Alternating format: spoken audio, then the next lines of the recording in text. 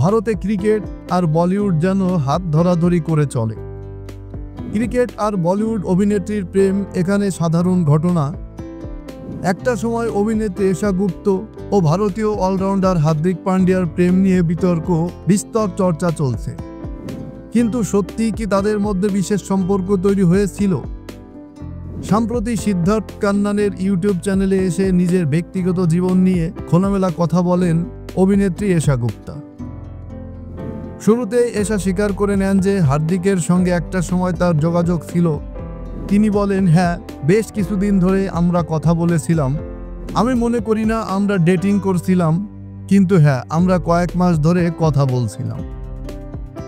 এশাকে এরপর যখন প্রশ্ন করা হয় কোনোভাবে তাদের মধ্যে প্রেম হওয়ার সম্ভাবনা ছিল কিনা, তখন অভিনেত্রী বলেন, হয়তো ছিল, তবে সময় ও পরিস্থিতি তো এক থাকে না। তবে আমাদের মধ্যে এ কারণে কোনো তিক্ততা তৈরি হয়নি। কয়েক মাস কথা হয়েছিল, তারপর তা শেষ হয়।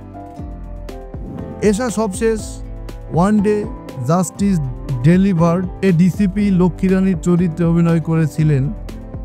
জানা গেছে বহুল চর্চিত হেরাফেরি 3 ছবিতে তার অভিনয়ের কথা রয়েছে, যদিও সে খবর এখনো আনুষ্ঠানিকভাবে জানানো হয়নি।